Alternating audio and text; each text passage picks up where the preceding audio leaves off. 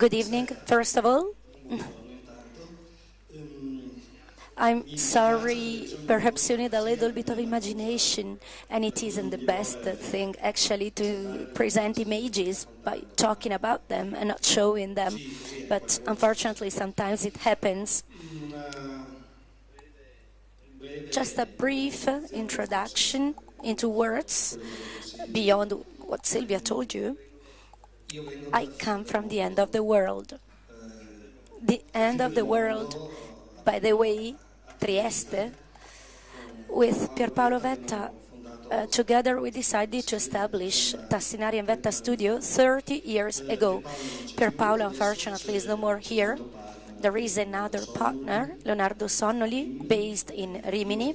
I stay in Trieste, and I make between 80 and 90,000 kilometers per year. This is my workshop. That's the place where I work, my working place. And also the place where 12 people more or less work with me, between designers, assistants, and stagists. We design books. Until a few years ago, more or less the 50% of our work was involved in editorial, a little bit less. This percentage is now lower. We design identity and communication, basically for a cultural world and institutional world. These that you can see are the last materials we worked on in our workshop for Palazzo Grassi in Venice. We design science, environment, science, and graphics, and sometimes while drawing, we find objects, typographic objects like these that you can see, or also like the great numbers that you could see in our workshop that are the remains of an exhibition layout. This is the subject of the 3 stories that I would like to talk about today: paper and wall. 3 different stories, the first of which is dedicated to Casabella magazine. It's an international architecture magazine of very old tradition. We have been designing Casabella for a very long time. So it isn't a story about time, but about numbers.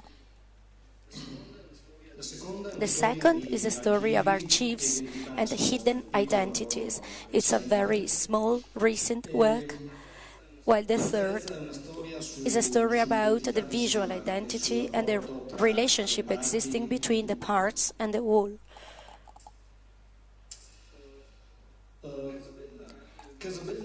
Casabella is actually an architecture magazine established in 1928, the same year of another important and famous magazine called Domus. At the beginning, it chose to focus on decoration, interior design, furnishing, but also the title, Casabella, Beautiful House. Then, starting from 1932, it moved toward a more radical approach under the direction of Giuseppe Pagano, together with Edoardo Persico, in a key role of designer, editor, and then later on vice director. The magazine decided to talk to a different audience, made up of professionals of interior design, of project, and commitments also. Generally a very cultivated public. The size changed. It became almost square and larger. The design was developed by going beyond the typographic traditional shapes. New elements were introduced, elements that shown to know the basic rules of typography. The 60s were a turning point. much more design-oriented, and especially design as a total experience, especially underneath a new industrial elite that was taking more and more importance in the Italian scene. The design project was by Angelo Franzoni, that you probably know because of posters and typographic black and white posters. This is Casabella today. 837 issues. 838 in a few days, and through 86 years, 13 directors, and a huge number of art directors, editors, designers, and collaborators. And this is my Casabella, my piece of Casabella. More than 200 issues for which I was art director and designer. I started designing Casabella in 1996, so really a long time ago. We go on designing Casabella in studio in our workshop month after month. 205 issues means more than 2,000 projects published, 1,400 volumes were quoted and recensed. In 11 of the names, you can find something more than 1,300 voices, architects. It means an average of 6,5 names, new names every month. It means, of course, a lot of friends, but also a lot of material to work with and to manage, to arrange.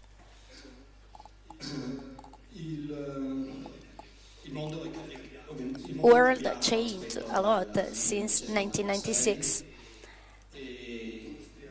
and editorial industry changed even more, if possible. So, of course, this is the first feature of this job. You always need to update contents as well as design while you go on producing the magazine. It's obvious, it's evident, it's natural. Nevertheless, it's necessary to maintain concentration in order to avoid falling into a very regular and routine month after month. On the other hand, a very strong change in direction is sometimes necessary.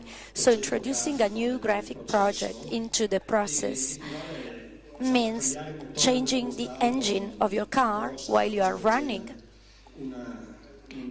An issue of a magazine has got a life that we can calculate in 5-6 months, from the moment in which it's conceived until the moment it goes out. So there are different steps that happen together, contemporary. Architecture magazines, as well as design magazines, play or should play a key role into the construction of a knowledge, in the definition of rules, and in the practice, in the development of a language, basically. And this is true in particular for these magazines, which are historic magazines dating back to modernism. In my opinion, a certain attitude, a selective attitude, is understandable, it's natural. When we started working on Casabella, the first decision was to go back to the large format, the large size launched by Edoardo Persico. And this was, of course, a decision involving the project of a very wide and big weight. But many other values can be found in this choice, much beyond the geometric matter. Immediately after, we took the decision of typographic compositions for the cover, like changing or introducing a new project every 2 years in order to avoid to burn the new ideas, the new projects. I think these are covers dating back to 1999, must be 1999. Things change. Even if the number of issues is still the most important element of these covers, we are in 2005. The first cover is dedicated to, difficult day.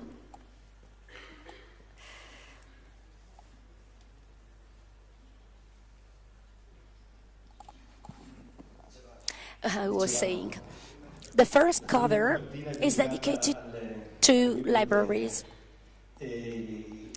and that's the cover of a number dedicated to libraries.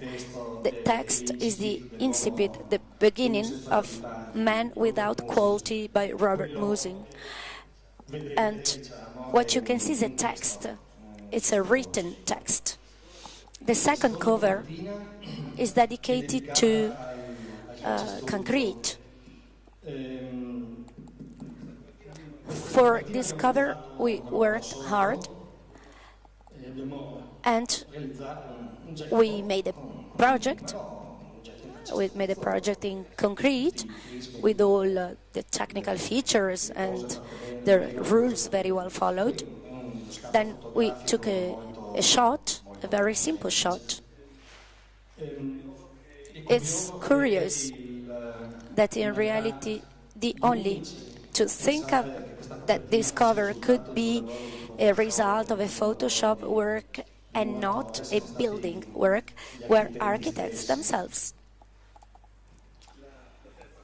The third cover, I have to tell you, but it's a white cover with texts printed in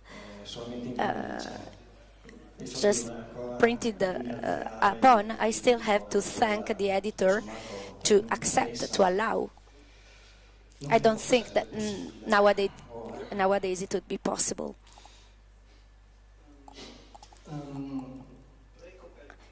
Three covers of 2010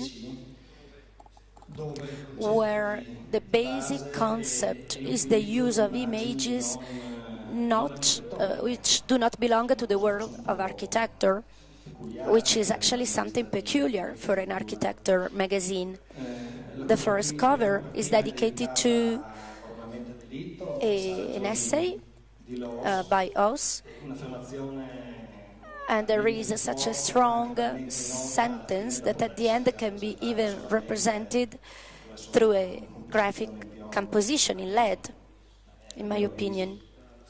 The second cover is dedicated to nature and environment, with an illustration that comes from a very famous atlas, The Birds of America by Odin Bone, while the third is a critical cover. When you start with an idea, with a project, and then something must change during the way, it's exactly what happened. We were asked to show an architecture work, so what we said we would have never done. The chosen object is the Los Angeles County Museum of Art by Renzo Piano, for which we had just a few and ugly and almost not suitable images. Colors were like violent, the cut wasn't absolutely suitable to the cover, and of course just a little time to adjust all the elements. Looking for other references, visual references, what happened in California, Route 66, the very famous road that starts from California in order to cross the United States. The reference, the immediate reference was the 26 Kazan Station. That was the first artist book by Russian of 1963. So we made a fake.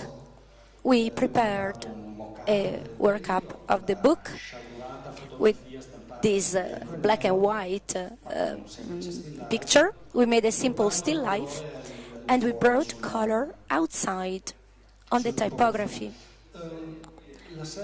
The series finished when I decided to illustrate a restoration of an industrial site in Portugal by Eduardo Soto de Moura, with a statue by Eduardo Paolozzi, with a sculpture. He used to be a pop artist, a pop British artist, together with Richard Hamilton, one of the biggest, the greatest. The decision came after a very incredible association of sound of different objects, metal tubes, but there was also a very strong visual effect, but perhaps at the end the meaning, the sense wasn't wasn't totally understood, so things finish actually. These are more recent covers. Just be patient and try and imagine that one is light blue and the other one is violet, purple, light purple. Typography is inspired by the architectural sign. The first is dedicated to a project by Seijima Nishizawa, where there is a very large use of glass walls, while the second shows or quotes or introduces the new museum designed by Chipperfield architects in Milan, with the shape of the main hall clearly inspired by Alvar Aalto, so something that is also reflected in the drawing on the cover. Of course, a magazine isn't only the cover, isn't made up only of the cover, so there are some interiors that now you can see a kind of ectoplasm flowing on the screen. The sense of showing you very quickly some issues of the first years, with the project of the first years, is to show that for complex putting together an assembly of a magazine can be the choice of a unique family of fonts used like the natural choice. It used to look like the natural choice for a very long time. It was perceived as much more in line with the magazine purposes. Only after we started using different fonts in order to put into evidence different sections. Also consider that the magazine during the time earned in complexity, doubling up contents and reaching 120, 130 pages per issue.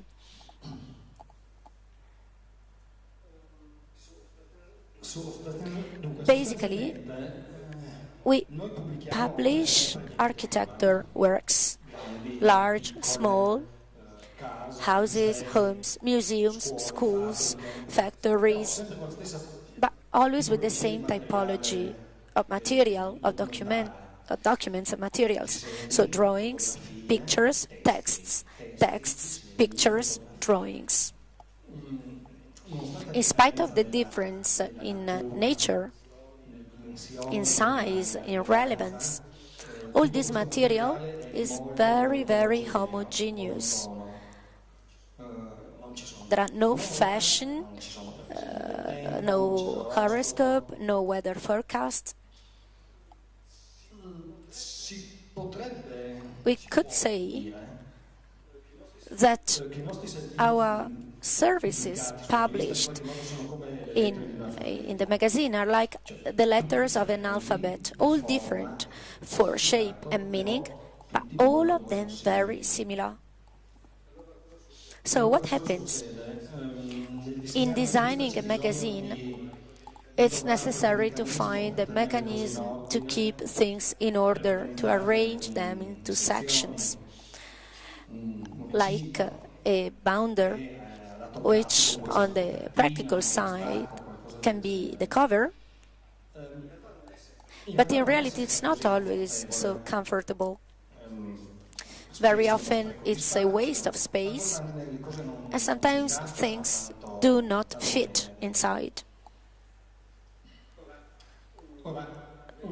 So now, in letters, of course, it's possible to change the shape by maintaining the meaning. It's even possible to add a meaning working on the shape, or giving it a more evident or different structure. So in this case, it's possible to change the font even without the boundary.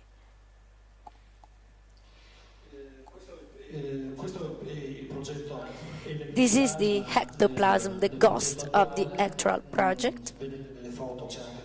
There are photos of typography also.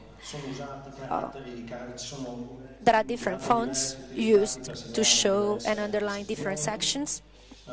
Grotesque, very rich, grotesque, a monospace, a serif, a condensative for titles. All these are used together in order to put into evidence or to highlight certain parts of the pages.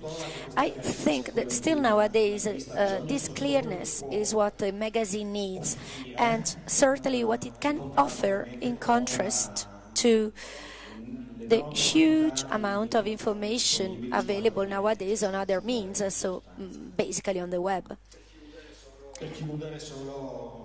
Just to close with a brick, which is the book that collects the 80 years old story of Casabella. Of course, it came out in 2008.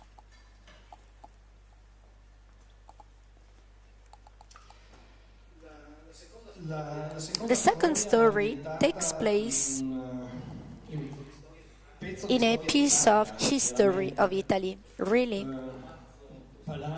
It's a palace built in Turin in the 17th century as a residence of a family, a very important family, of course, essential in the life of our nation, economic life of our nation, through different centuries.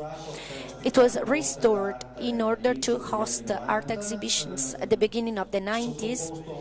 Then it was involved in a new restoration in order to become the office of a private bank. Michele De Lucchi was in charge of the restoration, and we were involved and asked to develop a project of graphic and to develop a sign system. Of course, these spaces are very complicated, as you can see. This is the main room, stuccos, gold leaf, decorations, mirrors, even if in reality only a part of the building corresponds to the residence, to the historic residence that is, of course, protected by the Italian state, while a good part remains available for the bank's needs and so also for our job.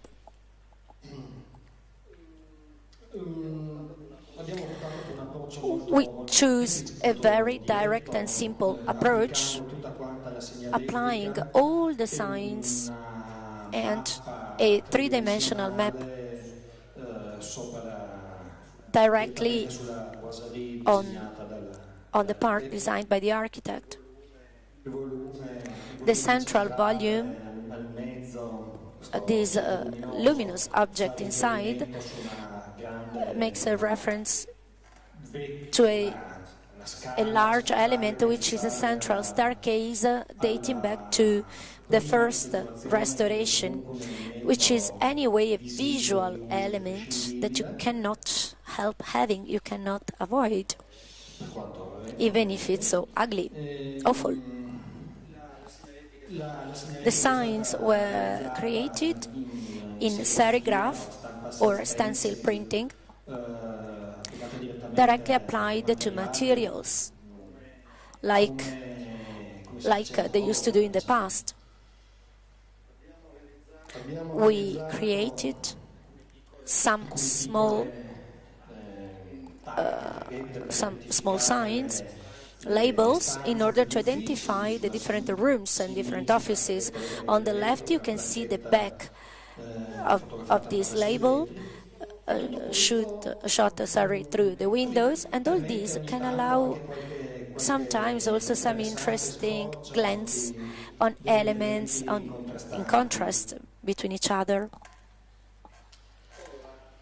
Now, in such a kind of project, the role of designer is not only the one of, or better, is the one of producing not only a group of signs, a corpus of signs, efficient, that allows people not to get lost, to find what they need, but the true task, as I conceive it, is to define a system of reference, a spatial system of reference, and to make it readable and understandable, going, of course, in direction of a collaboration of the role of the architect. Sometimes it can integrate the job of an architect. Sometimes it can also work instead of the work of an architect. This task, this job, can be considered like a representation with three characters, with three protagonists. The building first, with its own story, something that you cannot put apart. A bank, which is an office, which is a device that must work, that has got needs, very specific needs. And the third is a family, or better, the story of a family. That is a family involved in business, in studies, in statesmen and explorers as well. And that's the family that established the bank in 19th century. The story is kept and maintained through a foundation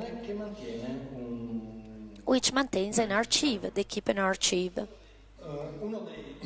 One of the most important groups of documents into the archive is the one of photos made by Vittorio Sella. Vittorio Sella was an explorer and photographer that left a huge amount, an heritage of images, of photos shot from the Alps to the Karakorum at the end of 19th century and the beginning of 20th century. These photos are impressive, very beautiful, and recognized at international level as a historic and scientific document. All these photos can be looked at in different ways. You can admire landscapes. Perhaps you can appreciate the ardor, the braveness of the photographer. You can also obtain reproductions, put them into a frame, and hang them on the walls, perhaps next to the pictures of your children, or in your office, or next to your pets, or flowers. Or also, you can appreciate the scientific value and historic value and the evidence these pictures offer. Or again, moreover, you can appreciate and consider the entire body of the work and concentrate on the effort made in arranging, in keeping, in preserving all these materials and in making it available. So on which is the soul of an archive. About this last aspect, we concentrated and we thought that an archive contains more than 6,000 glass matrix. They are all kept in good health inside envelopes. They can be found upon request. Basically, the idea was to create an installation in order to show and remind what is the essence of any archive. We made a few hundred iron copies of the glass originals, of the glass matrix. We put real codes on every single piece and we fixed them on the wall in blocks, a little bit like slides in their boxes. And since the archive contains also paper documents and not just photos, a part was dedicated to them, a part of the installation was dedicated to them. And they are the white pieces made in ceramics of the same proportion, but with a different orientation.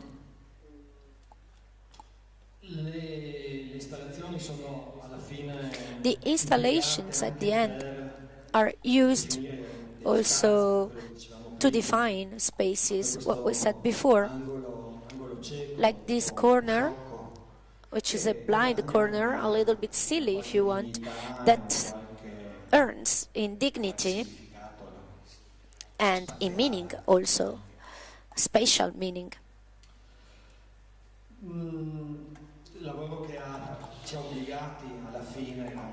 The work that obliged us at the end with all this material and fixing devices, that obliged us to think also in terms of three-dimensional drawing, nearly in terms of product. So questions that generally for graphics are not so usual, these issues. But it obliged us also to enter into the researches of an archive in order to look for codes to be reproduced, recognizing the meaning and obliging us. Of course, as you can imagine, that was the hardest part of all the job, to treat with people working in archives, people that are very passionate for their job, so a difficult approach to them.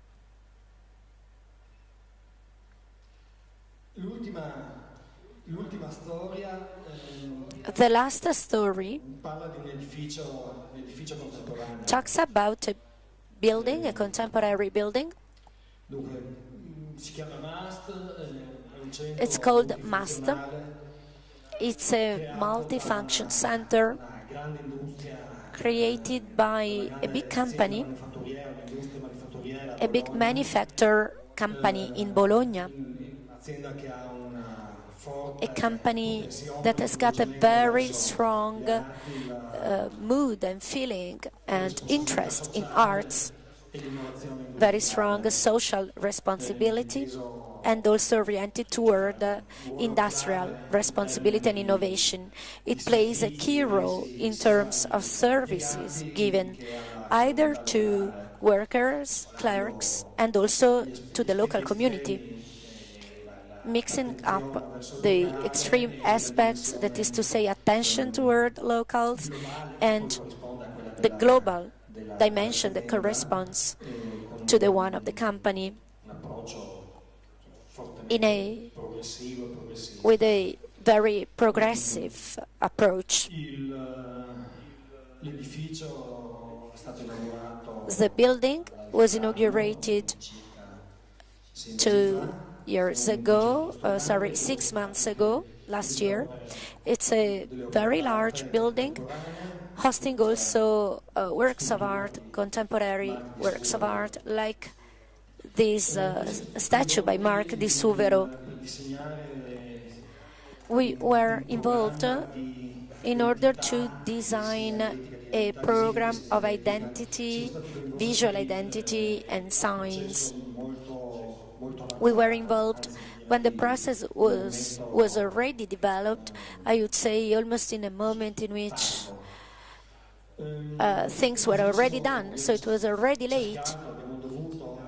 So we had to concentrate on drawing and making available in very short times a set of tools, a set of instruments, of graphic tools, efficient and basic.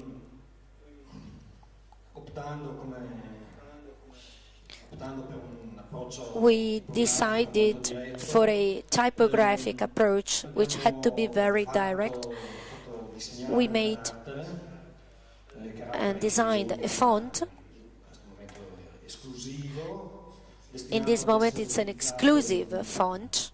It's destined to be used for all the applications, starting with a text version designed in 3 different ways.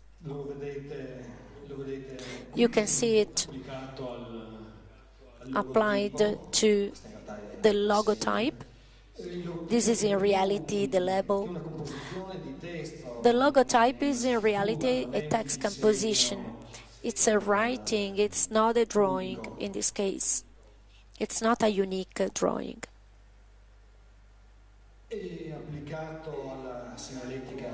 And applied to these signs, the internal signs,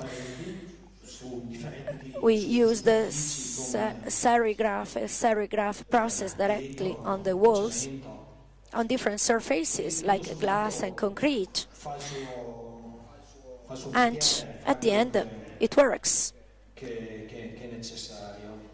It makes what's necessary. In reality, once more, which is the main issue, which is the point? What happens inside a polyfunctional center? What does it mean? What poly means? The center is constituted by different entities that carry out different activities. You can find a teaching center, an auditorium, a gallery, or a children's school, a kinderheim, or a cafe, a parking, of course. We are talking about relevant objects, relevant places. The dining room serving or the lunch room serving 1,200 meals per day. It means that the identity of this center is in reality built through the identity of its parts, of these specific components. And in the same times, it's sometimes that goes beyond the simple sum of all the elements. Yeah? So, 7 different variations were designed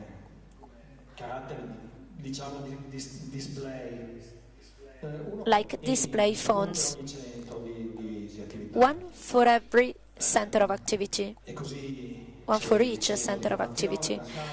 So there is the teaching center, the academy, the auditorium, the gallery, which is a museum, Nido, that means the kinderheim, the cafeteria, the parking, a wellness center. Tutti questi All these vivono insieme live una mappa together sinottica in a synoptic map lobby principale, in the lobby, in con the main lobby una of specie the building, di trompe-l'œil in with a cui kind of trompe-l'œil in tutti i which blocchi all the blocks compaiono come appear, entità all the blocks appear separate. as separated entities. I caratteri display sono usati in The display fonts are used segnaletica a grande scala. for signs in larger scale, Ci porta dal signs that bring us from the parking, from the underground parking, through staircases, through steps, until the cafeteria up and to the auditorium. Nella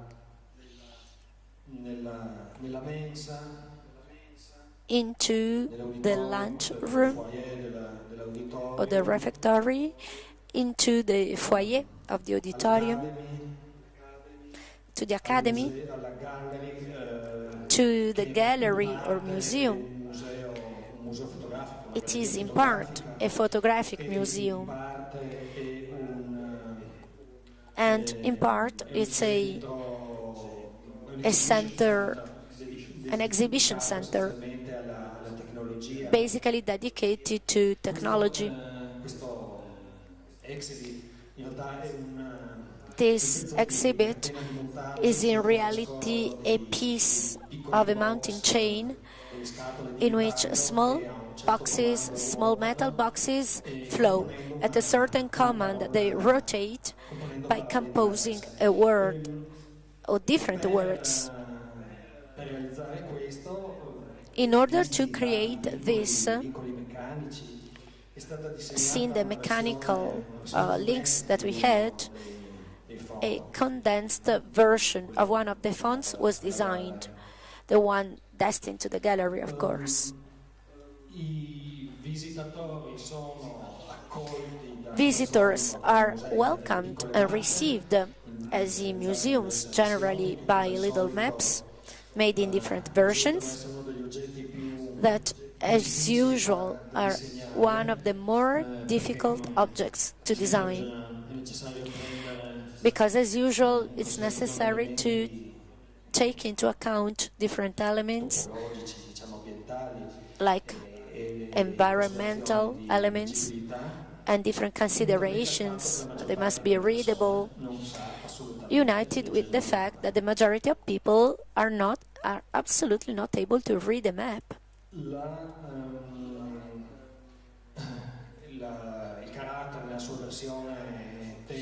The font in this text version was used for institutional editorials. This is a brochure and a book in which the cover or the upper cover quotes and remembers the serigraphies on the glass walls of the building, while the display fonts were used for more specific purposes. This is a series of small catalogs designed for a photograph festival that was partially hosted inside this gallery, and also in other seats, in other places, in 16 other places in the city of Bologna. Just to finish with two posters. One is the poster dedicated to the Industrial Photography Festival, while the other one was made for a conference in the mast dedicated to Adriano Olivetti.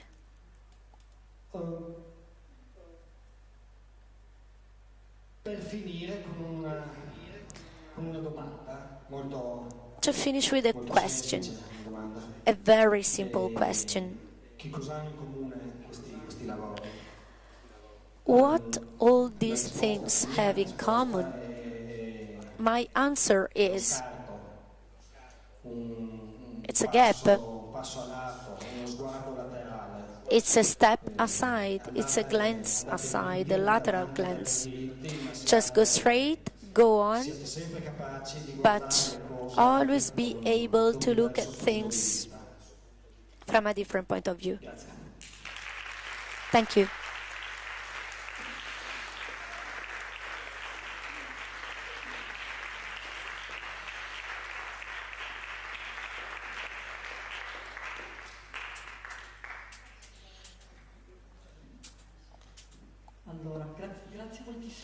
All right, thank you very much, Paolo, for these projects that were just a minimum part of what you developed just recently in your workshop. And if you got a little time, please, I would like to ask you questions if you want. And in the meantime, I make a question directly to you. Since you proposed a double glance on architecture, on one side a great work on Casabella, on the other side a work inside already existing architectures, you certainly know the two roles. So you arrange the content, you manage the content, but then there is the very delicate moment in which you are supposed to enter a space already designed in a certain way, and you have to bring your own contribution through science, through an identity, through a series of interventions and jobs. So I'm interested in knowing how you can live the two different experiences and how you can tell the most significant, relevant things. I imagine every single experience is something different, but we know that working on architecture, especially as far as I could understand in the second project, in a very advanced step, is something very complex. It's a challenge.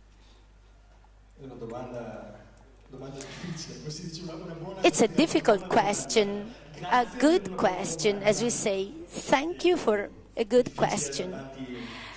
It's difficult to give you an answer from different points of view because these are two professions, two jobs that have got many points of contact.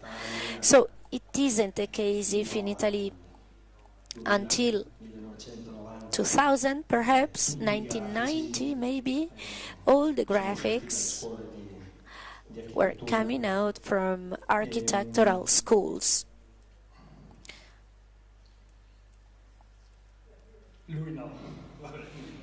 He no. Anyway, many graphics, not all of them, but many. Now my story is something different.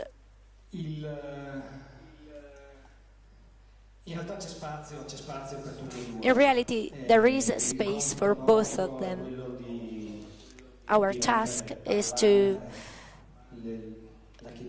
make architecture speak, to give architecture the possibility of communicating and living and being lived, which is maybe the opportunity that architecture alone hasn't got, or at least not always. It's a very simple process, as in the same way, in the same situation it's difficult. Spaces have to talk, must be able to talk. Not always, I repeat, the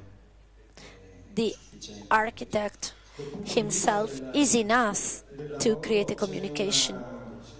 From the point of view of the job, from the working point of view, what's difficult basically is timing. We should work on something finished or at the beginning of the project. So very often it's a problem of coordination. I think this is the matter. I put apart any easy irony about the exchange of roles, which very often it's a unique sense, it's in one direction. I don't know if my answer was exhausting.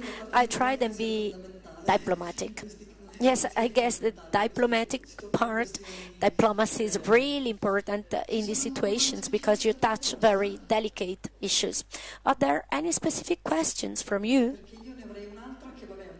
Because I would have another one, which is a classic of knowing your projects.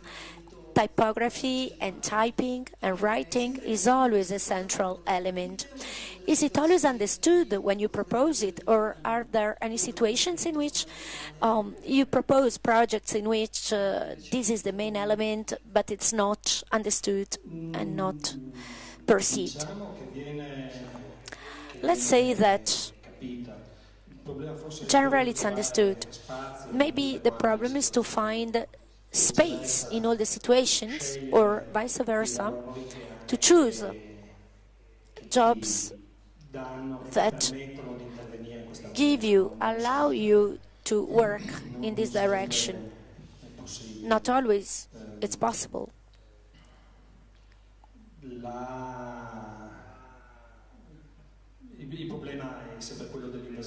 The problem is always the invisibility and of how deep you can push your activity into a space, into a situation, into a